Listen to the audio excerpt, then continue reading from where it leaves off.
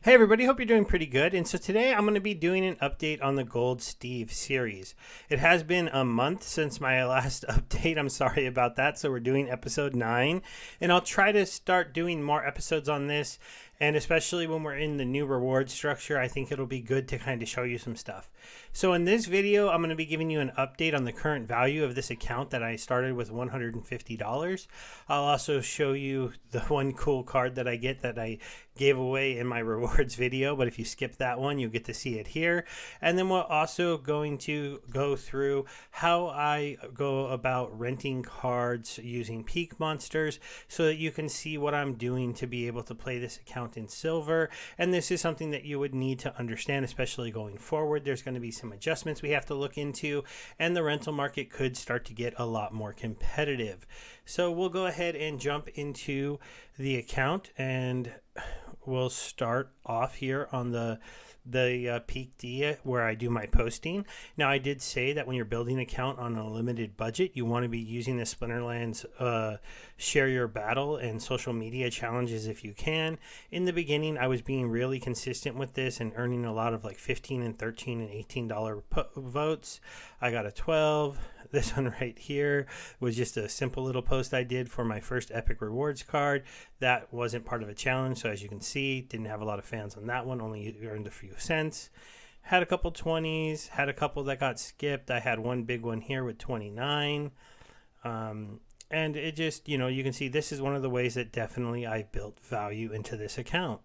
Now, I haven't been as consistent with this. It's been around, I started, if you look at this, it's May 19th, and we started this out on January 19th. So that's exactly January, February, March, April, and May. So that's around 5 months on this account. I think if you were doing this, you could do it a little faster than me because I missed some posts. As you can see, I did only two posts in the last 18 days, when in reality I should have done around up to 6 posts earning money, but I didn't do quite enough. I will be using this video as a social media post for this account because it is going to be mostly done on this account, and I do think that that's fair to do at this point to try to help me speed up the growth of this account to show you it getting into being a gold level account. So if we take a quick look at the wallet of this account, we have had Hive drop off quite a bit since the past. So since my last update, while my HP has gone up a little bit, my overall account value here has gone down. This is one of the things that will be a little bit of a bummer if you are saving the HP like I am. So we're down to $56 here. So hopefully our cards are still worth at least $100, right? So that I'm in the black and I'm not in the red while we're in this down market on this account. But I've been taking all the HBD, moving it into dark energy crystals to fund my rentals and to go ahead and purchase additional cards. My account building was going to be more about purchasing additional cards, and with the new changes coming up, I feel like I made the right decision there because it's going to be better to be owning enough power to be in silver than to have to rent a lot of power to get into silver in the near future. And you'll be more competitive, which will allow you to have a better win percentage in my opinion, and that's going to matter a lot in the new ranked rewards. So let's take a look at my cards. Well, look at that. My cards are still worth $200. So I started with a $150 investment. I have a Hive account worth $50 and a rental account, a stack of cards worth $200. That's $250. That's a really good $100 return on a $150 investment. It's almost a 66% return. And unless Cinderlands really falls apart, things are just going to continue to go up from here. Now let's go ahead and look at the account so we can get an idea of what the account currently has. So, well, first really quick, we'll turn this off and we'll go to owner. Just to look at what I'm currently renting. So I am renting a Narissa, a Luminous Eagle, and a Lava Launcher right now. So those cards are not mine when we're looking at the cards, but and then I'm going to be renting quite a bit more, and I'm going to be showing you how I use Peakmonsters to do that. So let's go ahead and take a quick look at the account. We'll look at our summoners. And so I started buying my Tarsa cards. I only have 2 so far. And with the recent stuff that's going up, she's going up in value.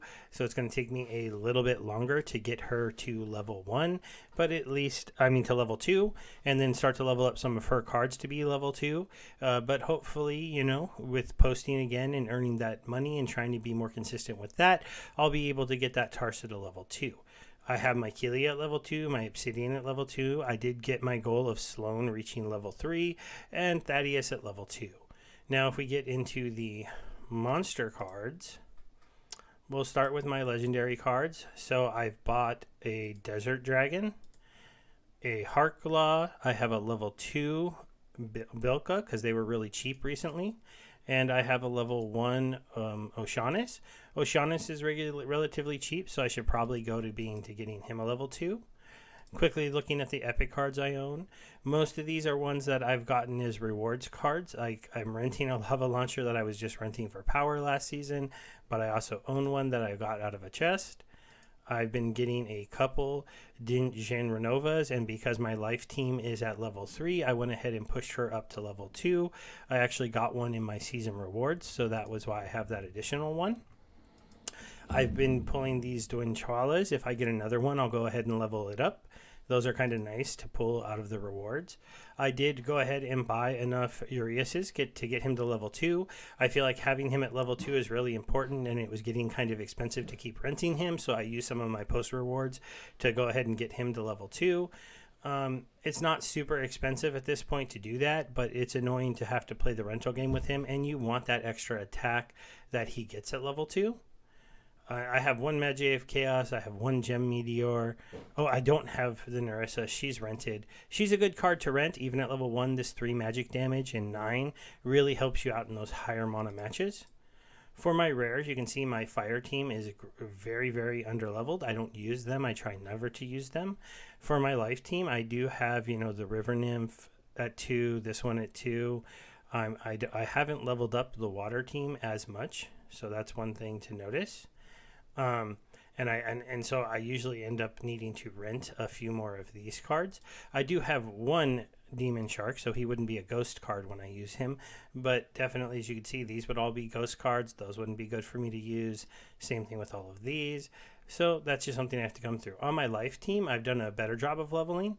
I got a 2 Venari Seedmaster. I got my Slip Spawn to 2, my Regal Parrington to 2, and I've got my Goblin Tower to 2. I could look to getting the Infantry to 2, but I don't use him that often right now, but I'll have to see how that compares. The Ghost card Unicorn Mustang is still so strong. I use him a lot, so I might have to look and go ahead and just at least purchasing one of these so I'm not limiting my RC when I'm using this account in the future. Now, my life team is my highest life, level 1, so I'm renting this Eagle. I typically don't use these 2 cards that much, and I stick with some of the other cards. I've pushed my Time Mage to level 3 and my Pellicor Arbalist to 3, my Ventari Crystalsmith to 3. Those are the first 3 that I wanted to go. I'll probably look to get the Portal Spinner up to 3, even though I don't use him that often, but he does come into play later on. My death team, I got my Curse Wendigo to 2. He'll be the first one I push into 3 once I get my Summoner to 3. And as you can see, the rest of the team is, kind of up there. Oh, I still need to get a lot more Bonesmiths to get him up another level. On the neutrals, I haven't done a lot of purchasing of the neutrals, except for, I do have some Gargoyle Devils. That's a nice card for the Earthquake matches. That's one of those reasons. So that just briefly goes over most of my collection. On the common cards, pretty much if I got these 2 guys to 3, they're the really important ones for Kelia in my opinion. I also have the Bandit at 3, so those are all max level for him for 2 level summoners. I should probably just go ahead and get a level 3 Cruel Sceptheropod because I don't use him very much, and he might be kind of helpful. I have quite enough. I think I have enough Pellicor Mercenaries to get him to level 4.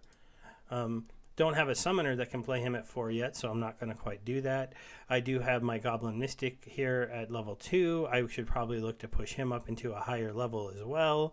And I have these 2 cards up at level. I do like him having his Thorns, so that's a nice card to be able to put in the back row against Sneak. And this is my main tank. I got this one to level 5. I use this one on the life team quite a lot because now with its 5 HP, it's not such a easy card to kill.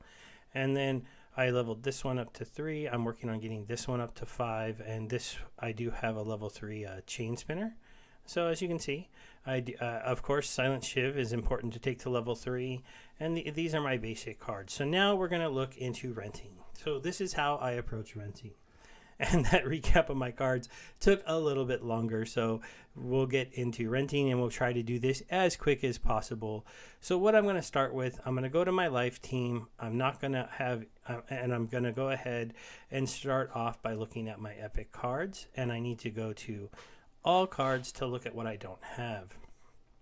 Then, oh, and also I'm looking to possibly get level 2s because I have a level 3 summoner. I'm going to bring up another Peakmonsters tab that I'm logged into.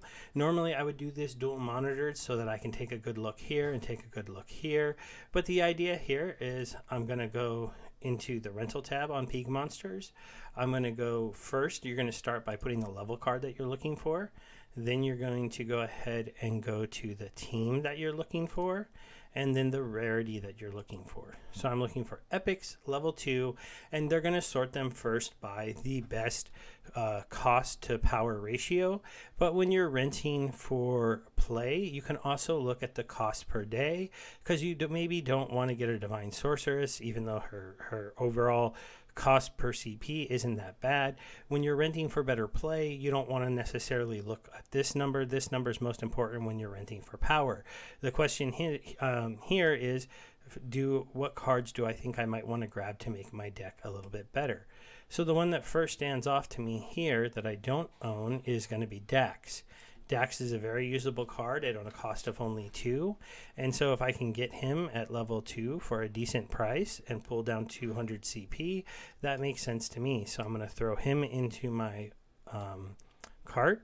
Looking at the rest of the cards, as we look at the prices here, we're looking into over 4 DEC per day, 7 DEC per day. I'm not seeing anything that I want to grab like absolutely at these prices, except for maybe Lucina, because she's a pretty good card. But I'm gonna pass on that for now, and then come back to that maybe at the end. When I rent, I like to rent for the entire season. So really quickly, let's see, we have 11 days, 18 hours. So we're going to be looking to do a 12-day rental. I find that if I rent this way, let's go ahead and get back to my cards, and then the life cards, and then the epics, and then all cards. Then it lets me make sure that I don't forget and not have enough DEC at the end of the season for renting cards. But when I do these long-term rentals, they seem to get canceled a little bit less. Now that could change. I know there's rental bots now that are watching things closer, and things could definitely get a little weird. Okay, so I'm looking for level 2s now. So I want to go ahead and look at the rare cards. So we want to change this to rare, and we're going to go ahead and bring Peakmonsters back up. And we're going to take a look at what cards are cheap that might be able to help me that I don't currently own at least a level. Oh wait, for rares, I forgot. And you have to actually take these 2 filters off to change the levels. I want to try to rent level 3s because my General Sloan is level 3. So we're looking for monsters who are rare and on the life team and who are level 3. So our Celestial Harpy is level 2, but a level 3 is not that much more powerful, so we're not really going to be looking for that one. I have a Venari Heatsmith, I have a Pelakar. I don't have a Temple Priest, so a level 3 Temple Priest for only 1 DEC a day is a nice strong magic card that I am going to go ahead and pick up. So we'll put that one in the cart. Time Mage I have at level 3. I don't have a Truth Speaker that is leveled up, and so since somebody has one here at only 1 DEC per day, I'm going to pick that card up. I do not have a Silver Shield Paladin at level 3. That one is also very cheap, so we'll pick him up. Okay, that card was no longer available, but they had one at just a tiny bit more, so we'll take that one. The Clay Golem, He is pretty cheap too, but I'm going to go with the Silver Shield Paladin this time. As you can see, I have rented this in the past. The Silver Shield Sheriff is a very strong card that I don't own. And so, you would do a little bit more back and forth here, but really this is what I do. I go down the cards that are, a reasonable price, and if there's something I don't own that I think will help my deck, I go ahead and add them in. This is important for me because I want to make sure that I make my deck very, competitive, because I need to win to go ahead and move up, and I want to have a high win percentage. So we're going to go ahead and pick up those cards, and that finishes off my life team for the rare cards. Now we need to go ahead and uncheck the rare and the monsters so we can adjust the level again, because level 3 summoners can have level 5 commons. So we're going to go for level 5. We're looking for regular, we're looking for monsters, we're looking for common, and we're looking for life. So now we're looking for cards that are going to be not too expensive, that we don't own, that are going to help us out. Now, I don't have a leveled up Stitch Leech, and if I want to be able to do some sneak cards with him, I'm going to want to go ahead and pick that up. Now, I have a level 3 Blinding Reflector, so for the 1.4 DEC per day, I'm going to pass on picking up another one at this point. I have a Chain Splitter at level 3, while level 5 is better. This expensive price of 3 DEC a day, that's going to be a little bit much for me. I don't have a Silver Shield Warrior, but I do have his replacement in the, let's go ahead and go to commons. I have a kind of leveled up Harvester, so I'm not going to worry about picking that card up at this point. Okay, so we're going to go down a little bit more. The Gargoyle Scrapper, I could see picking him up because but I already own one. If I'm putting him out there, it's kind of just as a meat shield, so I don't need a leveled up one. The Armor Smith is an interesting card, though, if he's not too expensive. This is when you're going to have to go ahead and decide, are you willing to pay this kind of money for this card? One of the cards I don't have is a Crystal Jaguar. That one would be an interesting one to add at level 5 because he is a tank, and he's a tank that can be used in that 4 mana range. And I don't really have one, and I do use him as a ghost card. So I'm going to go ahead and pick him up at the 3 cost. I'm not going to grab the Armor Smith just because I don't know that I need him that bad. I'm going to grab a Silver Shield Knight that's leveled up because this 2 price is really good, and his ability to give my other monsters an additional attack, it makes for a real good deck. The Cave Slug at level 5 is a nice card to have. He's currently a little bit expensive, so I'm going to skip him for now.